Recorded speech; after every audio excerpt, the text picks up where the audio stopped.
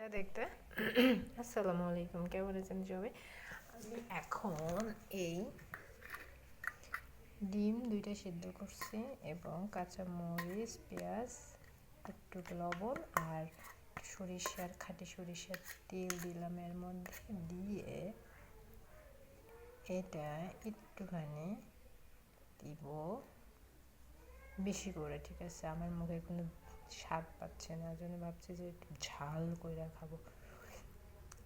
আহারে, আমার জিভে জল আসছে। আপনার কার কার খাইতে মন যাচ্ছে চলে আসেন প্লিজ, খুব তাড়াতাড়ি চলে আসেন, খুব তাড়াতাড়ি প্লিজ।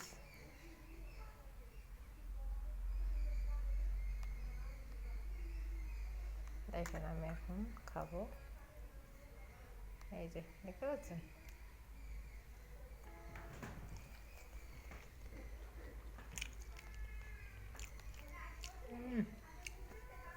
সুন্দর, চলে আসেন।